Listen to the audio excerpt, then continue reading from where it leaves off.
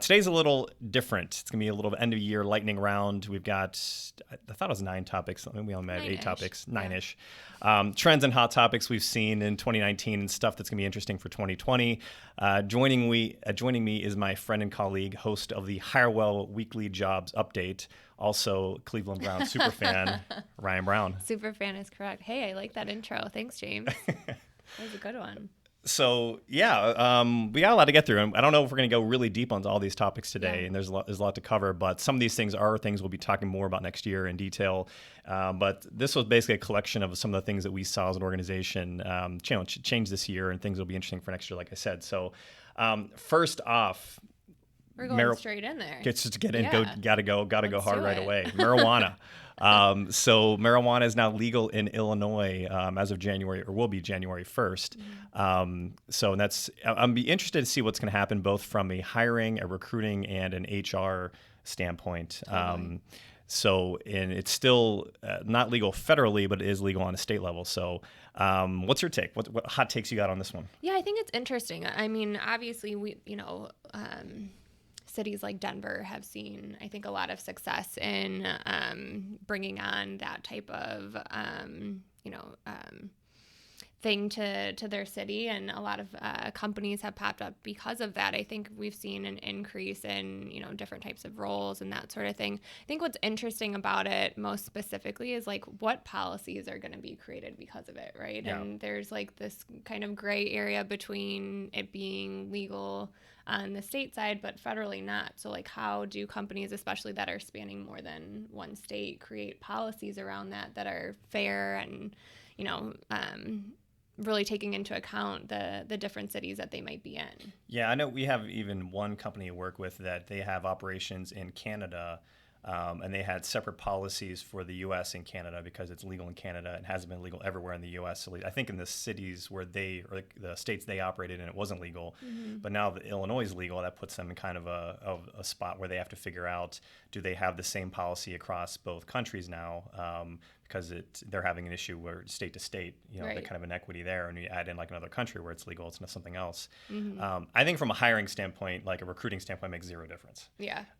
If anything, it might make things a little bit easier. Maybe people want to move here. Sure. I think the companies that aren't testing for anything, there's no real change. I think that the one thing people have to keep in mind is that companies can set whatever policy they want. Mm-hmm. I mean, there's not to get on another controversial topic, but there are, in most states, I think in 39 and 50 states, credit checks are legal to do, which I can understand that the thought process there, because certain financial regulated industries, mm-hmm. They're seen that people who might have bad credit or, could be a risk for bribery or something like that. I think it's a little bit ridiculous, but getting off the topic is that's not, there's no law against having bad credit, but companies are allowed to set that policy. So what they decide to do with marijuana is going to be largely up to them. Mm-hmm. But we do know of quite a few companies that are trying to restructure their policy, and it'll just be interesting to see how it plays out. And I think this will be, come January, February next year, we have a better idea of what some companies are doing. It'll be an interesting topic to kind of continue on. So. Yeah, I agree. I'm also interested to see like where companies are going to start moving in terms of, are we going to see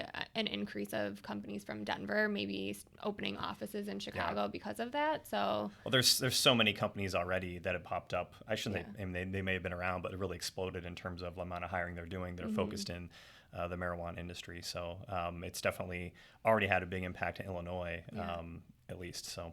Yeah, cool. Well, we'll see what happens after January, I guess. Yeah. All right, next topic. Evolution of candidate communications. And I think we talk about this as two things, but I kind of want to roll it. I don't want to belabor it, but like mm-hmm. both in terms of candidate communication and in terms of social media, because they're very largely intertwined. Yeah. And I want to think of this both from a standpoint of, third-party recruiters, but also internally, like what companies are doing internally to kind of communicate with candidates. Mm-hmm. So, which there's actually a lot to cover here, but anything you want to take a stab at what you thought was the coolest? Yeah, so I think what's interesting is like the 2 years that I've been at Hirewell, I've seen a pretty big increase in our internal recruiters using texting as a form of communication. I think that there's, some policy essentially that you have to put around that, right? Like you're not going to be talking about like compensation over text or having those really deep, meaningful conversations with your candidates. But I think it's a great touch point just to have some type of personal interaction with them, extending your personal cell phone number. It kind of creates and deepens that relationship. But also like, hey, are you available for a call later today? And just opening things up instead of relying on leaving a voicemail or sending an email. It's I've seen a lot of success with that, and I think it's been really instrumental in being able to move processes through a little faster than just kind of waiting till the end of the day when someone can check their personal email. Yeah, I think that from like a third-party recruiting standpoint, what's interesting is that I think of it kind of in two phases. So there's the initial touch point phase, and then there's the ongoing kind of communication with the candidate phase. And I think anybody who's not using it in that second phase is kind of missing the boat because it streamlines things so much. And 10 years ago, like no one was using it, But the first phase is interesting though too, because I think in some industries like high volume contract, people who are contractors always looking for the next gig, they're not turned off at all typically. Like they, someone hits them up about a new job.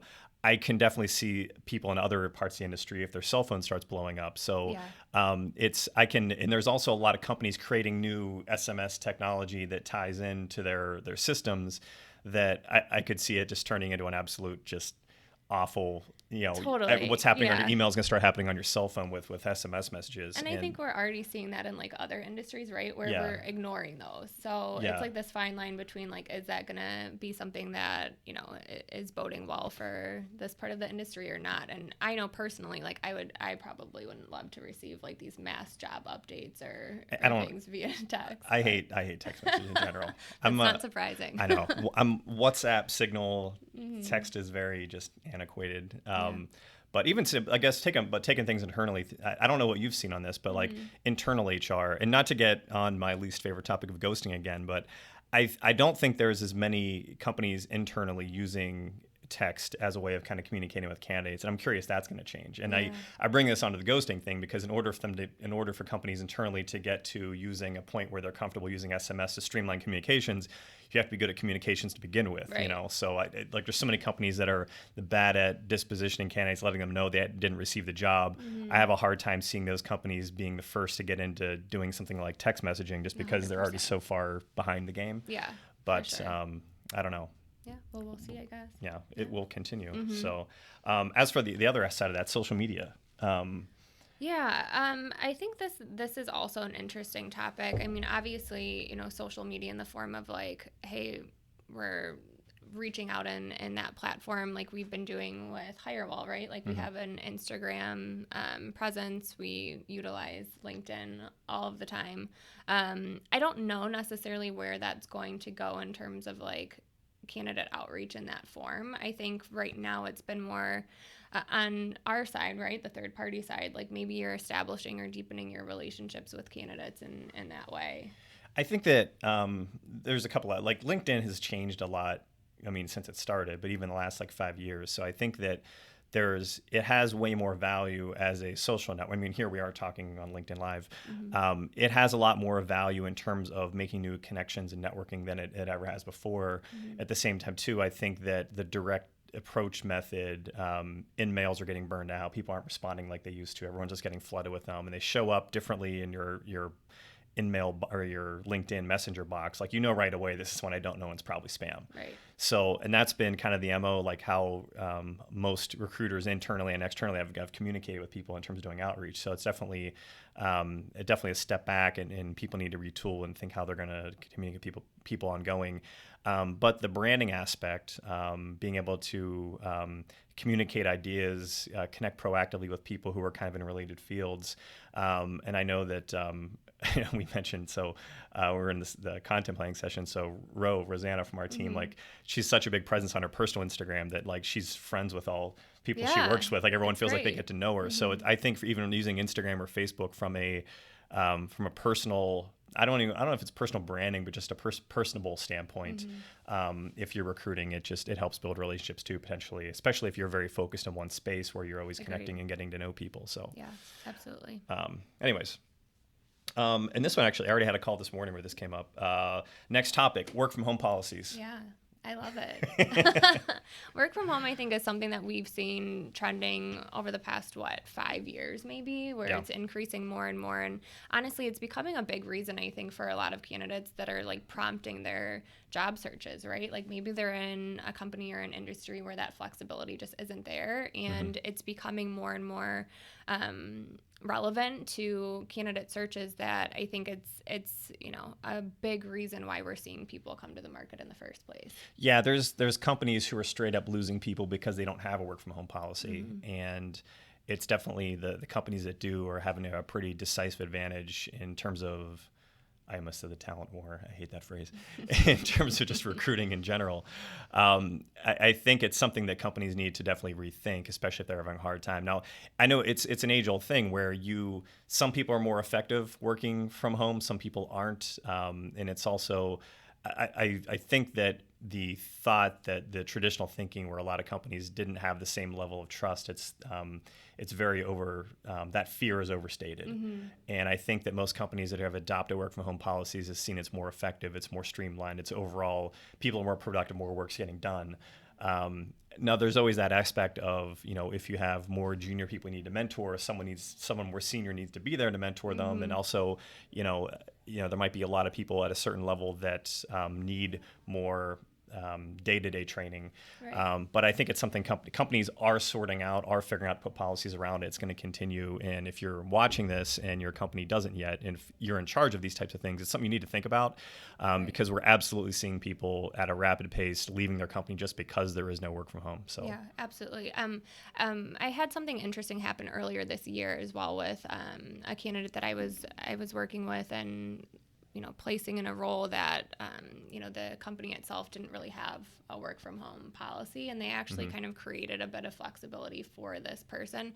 Granted, they were a bit more senior in their career, so like it makes sense that they did that, but it made them more competitive, right? Like the offer itself was already great, but the lack of flexibility that they were going to have and essentially losing coming from another organization, like that's the type of thing that you have to start considering and putting into place. yeah, I'm out of coffee. I'm switching to water at this point. So Good for you.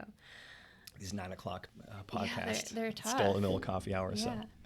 So, all right, no salary history. A little recap. I think the biggest thing here is that like the amount of people who don't even know what happened. Yeah. I don't think enough people really have paid attention to that being put into effect, because I'm still talking to people and they're not aware of it.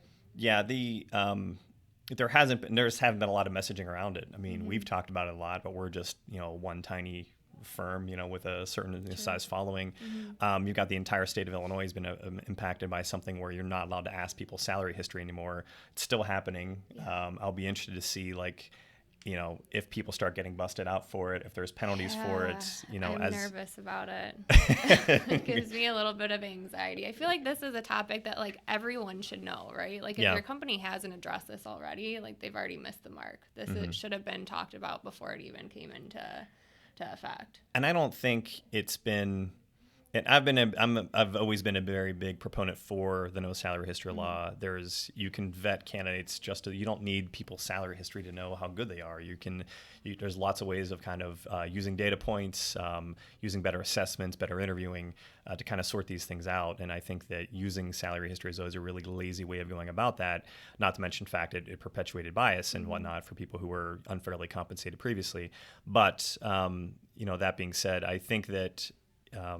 It hasn't been as hard for companies the ones who have cut that out of their process because they're aware this is all happening.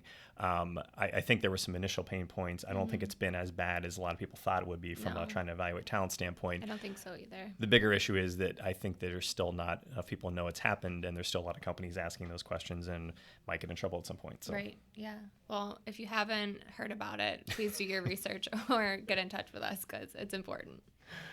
All right. So another thing, diversity and inclusion across the board. It's been hot. Yeah, D&I think is definitely a trending topic right now.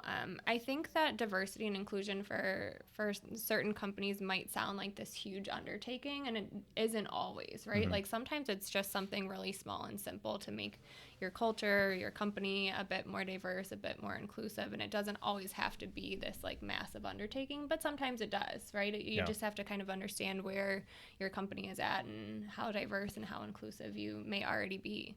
Yeah, I've seen, and we have a partner we actually use for this holistic that their focus is actually D&I initiatives and employee retention initiatives, and their focus is very data focused. So what they do is they work with an organization, actually take data points from their salary bands, their payroll data, also lots of anonymous employee surveys, and really have like multiple points and understanding kind of where a company's gaps are and where they're doing well, where they're not doing well. That way, when they talk with them about what steps they can take to kind of improve D&I, one, are based on actual facts or about based on actual data versus like a broad-based plan. That way, the plans are very specific, but also it's I think we use them for ourselves, and it's been very eye-opening in terms of being able to set realistic expectations. If you have certain goals, both for making your environment more inclusive and improving employee retention, how you can start kind of whittling away at those things. And I know that Holistic's business has picked up pretty significantly. Like they're in tons of places. Yeah, absolutely. So a lot of companies are talking about this, and I think that's going to continue. And I think that it's been it's pretty proven that companies that have more diverse viewpoints have more innovation. There's just more ideas and whatnot. Not to mention, typically ends up being a better nurturing environment for everybody, just by having that kind of on the forefront of your mind. So I'll be curious to see how that continues, especially next year. So. Yeah, and I think it has to continue. Like there's no reason for it not to, and it's just so essential and so important today that I'm excited to see where things go this next year. Next big one, the amount of California companies opening offices in Chicago. Yeah, I think Chicago is becoming like a mini tech hub, right? Like a mini Silicon Valley in a way, because we're seeing Google, Facebook, Uber's here as well. Yeah, and there's a lot of, I didn't realize this. So 1871, who we have a partnership with, I knew they were huge. I didn't realize they were actually the biggest. As of something came out last week, they're actually the largest private incubator hub in the world. So it just kind of speaks worlds to what's happening here. Because when I first started recruiting in Chicago, that wasn't the case. Like we didn't have this amount of kind of startup and innovation. And then you got companies, I want to rattle a few off, some lesser known places, Numerator, Reconstruct, Affirm, Flexport. These are all California-based companies that have seen the amount of talent in Chicago and opened kind of satellite offices here. And it seems to be continuing, because I'm always finding companies that are based elsewhere, especially on the West Coast, that are kind of realizing there's a lot of dev talent here in Chicago and wanting to take advantage of it. So yeah, absolutely. I'll be curious to see how that one goes, but it's definitely a trend that 10 years ago I wouldn't have predicted that at all, and I'll be curious to see where we go in 2020. Yeah, so it's been cool to watch that change here in the market. Coming up, where are we on number 7 here? Online talent assessments. I feel like this could be a longer one. Yeah, I think this one is too. This is like I don't know. I understand when companies want to implement using online talent assessments as part of their process for bringing people in. I think that there's like a fine line between it being something that's positive and working and really, essential to that process. And then other times I don't know if, companies are necessarily using these assessments in the right way. That's my take. So they're becoming, just to give you some examples, the DISC, the Myers-Briggs, the CCAT, they're becoming more popular. More companies are using them, but I think a lot of these companies are using them incorrectly. So it seems like some places we've talked to, they get so reliant on them, they can't actually make a hiring decision without one. Right. And they find someone they think is great, but they didn't do great on this evaluation. But you have to realize, like, how you determine to use one of these evaluations is subjective in the first place. So to give you, for example, we know one client who uses them very well, because when they use the DISC assessment, they want to get people with different types of assessment scores filling out their team. Which I believe is the point of a lot of these things, making sure you have people with diverse viewpoints. Whereas there's some organization that, someone sells in the product and says, well, if you want type A personality, strong accomplishers, you need to find someone with this profile. And then they only hire people with that profile. And then they build a team that's all exactly the same. and then they have a hard time retaining people because they're driving each other crazy, or Right. there's a lack of innovation, or whatever. Right. And so I think a lot of these assessments typically do exactly what they're supposed to do.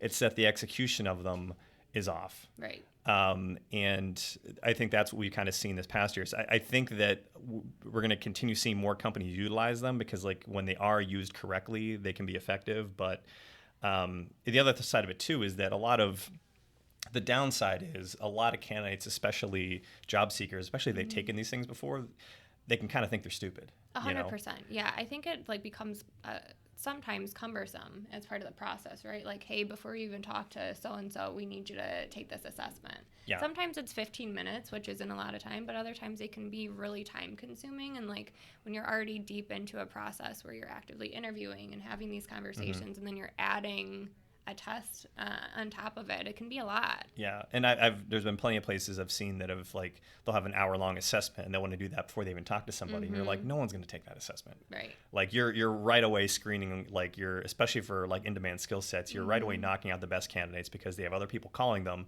that who aren't making them take these. Who have actually had a conversation with them first to tell them what their opportunity is, who aren't saying, hey, take this assessment, because they're all expecting, okay, I'm going to take this assessment, then I'm going to get ghosted on, or I don't know what this company's about, maybe it sucks, you know what I mean? So we've seen kind of people doing it well, people not doing it well. One way or another, it's catching on, but I'll just be curious, because the other side of it too is that a lot of companies who haven't executed it well and have seen it doesn't really show the results they thought it would, they're going to think the whole system's flawed, which isn't necessarily the case. It's just their own execution of it. So.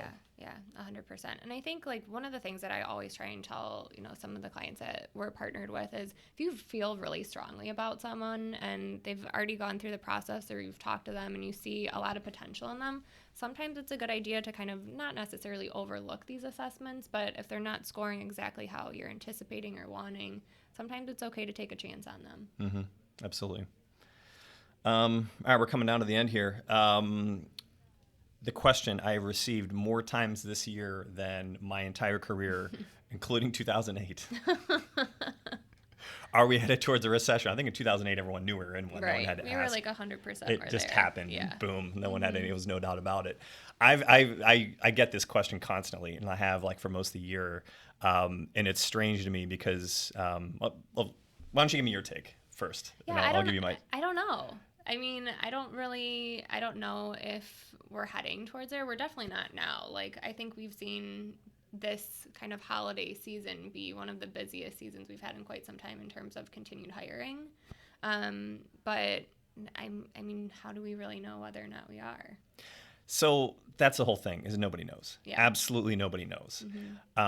There were a couple times throughout the year when I think the media, the news media, the business media, it's just a story that they like to run every once in a while. And I mean, the stock market, which is separate from the economy, has been on a 10-year bull run. It's been nothing but gone up for 10 straight years. And so people see that, and like eventually it has to have a downturn. And eventually the economy has to have a downturn. But I thought we might have a downturn for the last 4 or 5 years, and I'll continue to think that every year. But that is, I don't know for any reason. Obviously I've been wrong, but eventually I'll be right. If I keep saying like we're gonna have a down year, eventually it's gonna happen. And there is no one has any. If it was that easy to predict, like we'd be millionaires sitting on piles of cash because we'd be predicting what the market's going to do. I do think it's media driven, though. I mean, I remember specific times throughout the year where I'd see, the CNBCs of the world talking about how are we headed towards a recession. Then I'll see people on LinkedIn just like saying, well, get ready for the recession's coming. I'm like, guys, there's no evidence that a recession's coming. I can say this from I think the reason why we get this question a lot is because employment's definitely a leading indicator. And like employment's been, we're still at all-time lows in terms of unemployment. And I can say this, and we are not indicative of the entire hiring market, but Hirewell, we're having our best year ever. Last year was our best year ever before that. So things continue to grow. There's always times throughout the year where hiring, like you'll have 1 month where it unexpectedly dips, but then the next month it picks back up again. So I haven't seen anything that would specifically make me believe that we are headed towards a recession. It's based upon kind of what we're doing here, but no one knows anything. Yeah. That's kind of the takeaway. So sorry we don't have an answer. There is no answer. No one. Anyone who claims to have the answer, just don't listen to them. You're lying. Anyways, so anything else you want to talk about? Maybe Thanksgiving foods. Yeah, I'm stoked for Thanksgiving. That's one of my favorite meals. I think a lot of people hate on turkey, and I think it's Because great. it's garbage. It's garbage food. I knew you would say that. I'm not surprised at all by that take from you. There's a reason why we only have turkey once a year, and it's because it isn't any good. Like I think like Thanksgiving, like the whole thing of the Girl Scouts is really a cookie company that made, you know what I mean? I think Thanksgiving is just the turkey industry coming together and trying to peddle their awful birds. I'm not mad at them. I'm here for it. I'm stoked. I got steaks. I'm gonna start marinating them today. Yeah, good for you. I think I shared with you that we do a ping pong tournament, so hopefully I'll come back victorious from that. I've actually never made it out of the first round of this. Yeah, maybe this will be the year. So yeah, it's definitely not my year. You're the 16 seed going in against the 1. You think you might get it done this time? Yeah, right. yeah. Are there betting odds on this? No, but if you want to, you can. I don't know. Maybe I'll pull it out. You mentioned I was a Browns fan, so crazier things have happened, right? I don't know if that's a great example. Yeah, it's probably not. I'm a Cleveland fan, so we'll go with that one instead. Never lose hope. Yeah. Anyway, I think that's all we got for this week. So I think we'll be recording another one of these in sometime maybe late December, but this was kind of our end of the year kind of recap. But maybe later in the year, we'll talk about some things we're going to do starting out 2020. So thanks again for listening to the Hirewell Recruiting Insights podcast. If you like what you heard and want more insights from our recruiting experts, visit hirewell.com/recruiting-insights. And remember to subscribe to the podcast on Apple Podcasts, Google Podcasts, Spotify, or YouTube. See you soon.